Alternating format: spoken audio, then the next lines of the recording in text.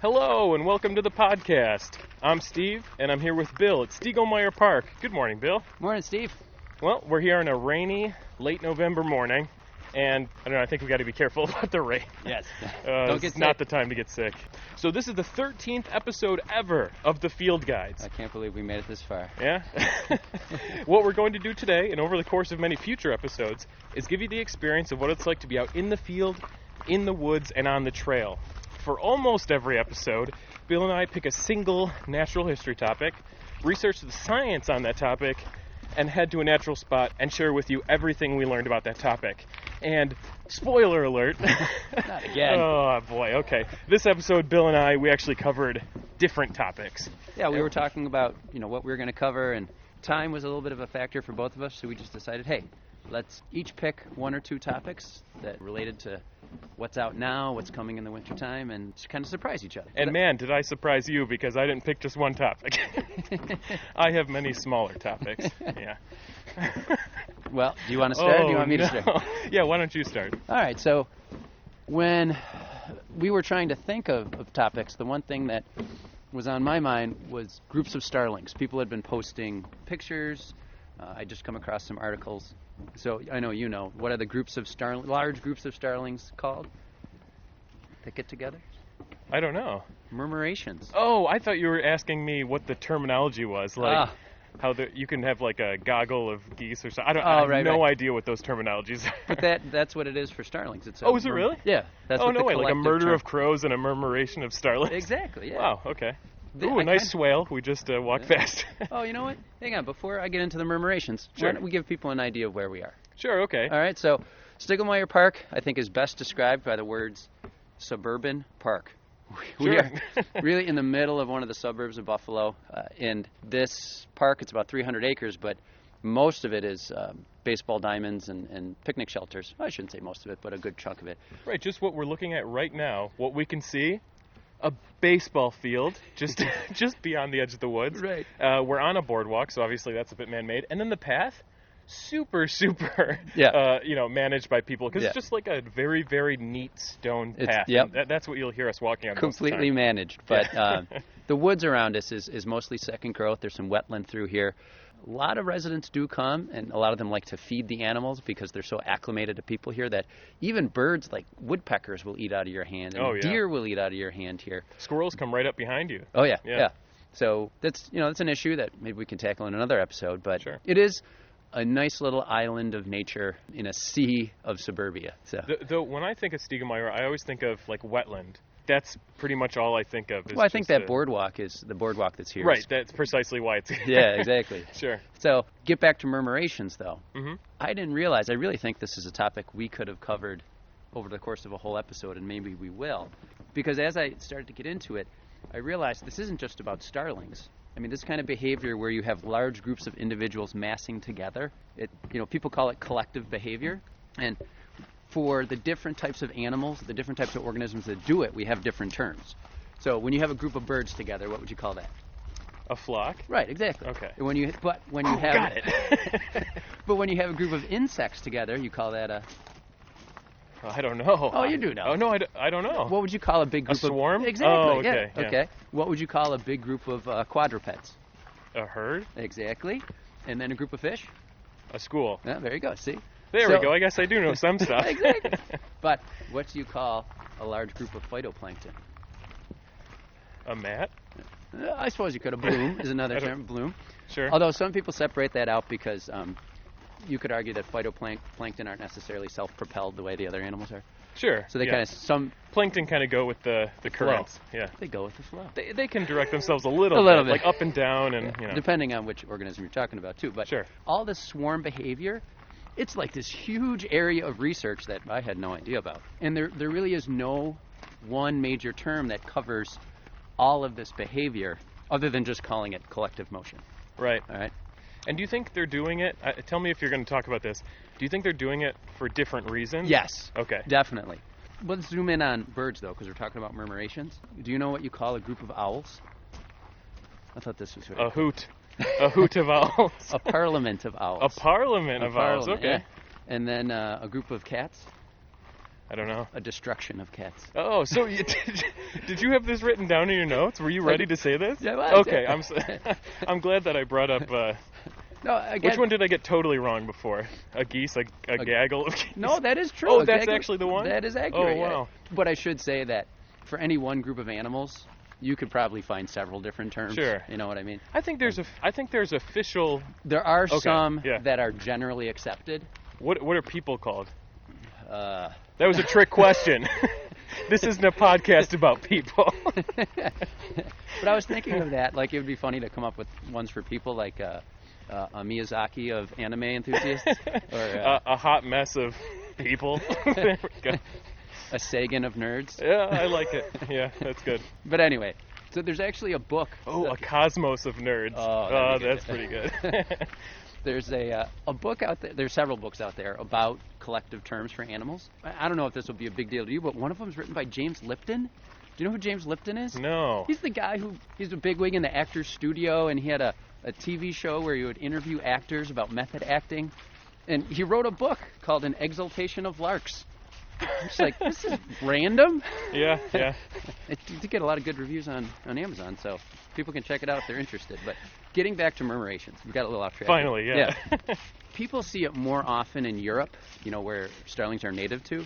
But you'll get, at dusk, these huge gatherings of starlings. We're talking anywhere from hundreds to tens of thousands of birds. We do get them sometimes here in the States, not as much.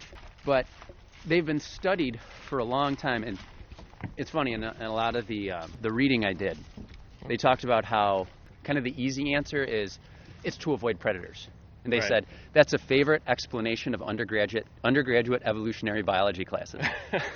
Because it's just kind of this simplistic explanation. Most of what I'm sharing comes from this great article that appeared in Current Biology in 2012 by King and Sumter. I'd recommend people check it out because it gives a general overview of what murmurations are, what the current research says, and then it allowed me to search into a lot of other papers as well.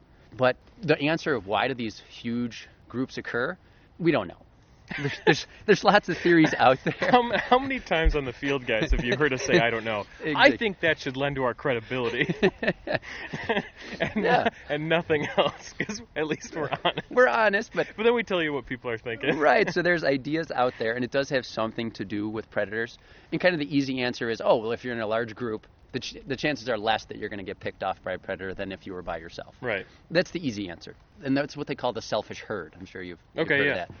Or it's like, it's a guarantee that one of us will get eaten, but the chance of any single one of us getting eaten is very low. Right.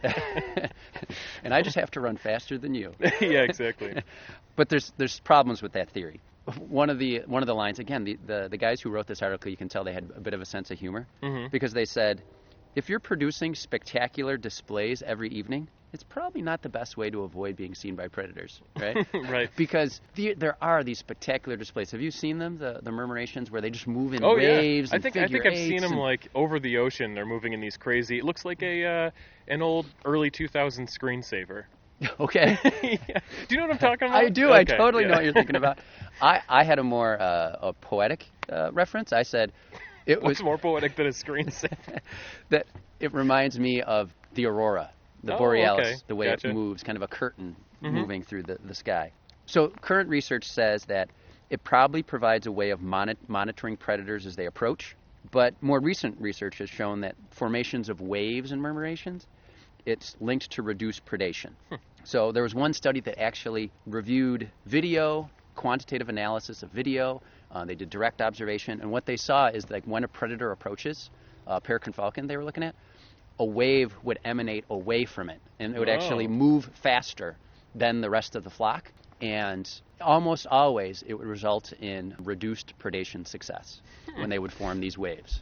That's interesting. And the neat thing is when a murmuration or a flock is moving together, it's kind of described as the birds are always trying to move towards the center. Okay. So it's never stable. It's always this kind of rotating mass. It's always changing. I wish we had a way of measuring the number of collisions that happen in those. Because I wonder if they're like they do. surprisingly low. Right. Or if they're surprisingly common. Surprisingly high. Yeah. But I talked about how it's such a hugely interesting field because it's interdisciplinary. You have so many fields looking into it. You have biologists, engineers, physicists, mathematicians. Mm-hmm. They're all trying to figure it out because if they can figure out kind of the mysteries of this collective motion, it could open up the doorway to designing intelligent swarms of robots. Sure. So you saw Big Hero 6? I haven't, but I think I've seen a little bit of the comic stuff. Because one of the basics is the villain kind of gets a hold of this army of little tiny robots and can do like crazy things with it. Oh. So doesn't that happen at the Matrix too? Like at the end of the Matrix, Neo's talking to a face that's made out of all little robots. The first one's the only one that matters. With the Matrix. Oh no! Don't watch the other two. He says 16 years later, don't watch the other two Matrix. You heard it here first. Yeah. But if people are interested, look up, like on YouTube, look up Boids. Boids? Boids! Is this a person from Brooklyn, a viral video? You know what? Look at all these boids! Or actually, I don't know what a Brooklyn accent is, as it turns right. out. Because doing this research, I saw that term Boids a whole bunch of times. Sure. And only when I looked at the comment sections on some of the YouTube videos, they're like, Boids, what is this, someone from New York? Right. And I even made a note. I'm like, I have to mention that. And you brought it up. Yeah, well. But no, it's referring to like biology and droids. Oh. So back in the 80s, someone developed this program that simulates flocking behavior. And it's been built on since then. So if you go onto YouTube, you can see all these different creations. It's based on these mathematical models of how flocks can move. And they're trying to take that information and extrapolate it into creating something in real life. I have a culture reference really quick. Go ahead. In Lost, there was a theory that the smoke monster was actually some kind of nanotechnology, and that's what it was, sort of like moving in a murmuration. Sure. But I guess a movie had done that in the past. The creators had said that they weren't going to do what the movie had already done, and the smoke monster was actually smoke. Well, for a lot of that show, I had a feeling they didn't know what they were doing. They were like, this idea is cool, we'll explain it later. The show was not about getting answers, so... Yeah, exactly. It's all about the ride. Yeah. Kind of like our podcast. Sure. So I know I'm taking up a lot of our time here, so I'm just going to end with, you talked about collisions. Mm-hmm. So one thing that's come out recently is that in the past, researchers thought birds operated in a flock, and really most organisms operated in a flock based on a metric model, which means they were reacting within the flock based on how far away they were from the birds around them. Yeah. But what recent research is showing, at least in starlings, because they've done some crazy research where they set up cameras like all around a flock so they get a three-dimensional model of what's going on. That's incredible. In the flock. That's so cool. And what they figured out is it's really more of a, hang on, I got to make sure I get this right, a topological model, which kind of sounds like a topographic That's surfaces. That's right. The math of surfaces, right? So what they're thinking is the bird is keeping track of a certain number of individuals around itself. So it's always trying to keep a certain number of individuals around itself. And if every bird's doing that. So it's almost like this pulsing area around each bird that grows and shrinks as the flock moves. It's crazy, crazy stuff. Right. I love the idea that, obviously, this goes without saying, but it's not something that a bird can do on its own, but it's an emergent behavior of evolution and a certain number of birds together. Yeah. And just the idea that this is made up of individuals doing relatively simple motions, but then together it creates this incredibly complex system. Oh, I love that. Yeah. I love that. So I'm just going to end with the questions that remain. Sure. The questions that still have to get answered. Well, how many neighbors do starlings interact with? Do they try to take the same heading as their neighbors, or are they just attracted to them?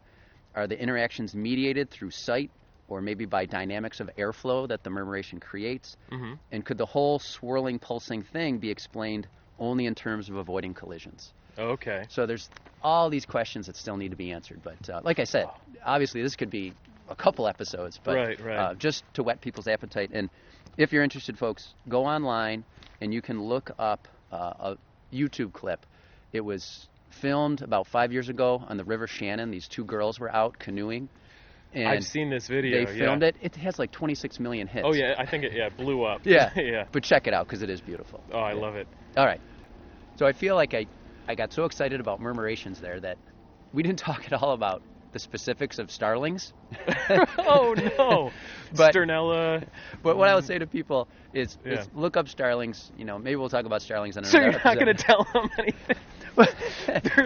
they're a beautiful black bird. They have a yellowish bill. Yeah. They're speckled all over the place. They really are a fantastic looking bird. But they're an introduced species. Yeah. A lot of people hate starlings because they do drive bluebirds out of their nests. But if you live in an urban or a suburban area, or I guess almost any area, sure, you probably have seen starlings, whether you notice them or not. Oh, even on the side of the road, you'll see starlings in little groups. I think in the wintertime they get into groups of like 15, 20, so maybe sometimes more. Right. But you'll just see them like kind of hopping around on the side of the road together, just hanging out. So I remember reading about it as well and then seeing it for sure. But I know some bluebird enthusiasts, though, that manage bluebird trails. Mm-hmm. They have no qualms about killing starlings that they find in the nest. That's illegal, right? No, they're not protected because they're not a native species. I thought all passerines were. I do not believe starlings are, because I know pigeons are not.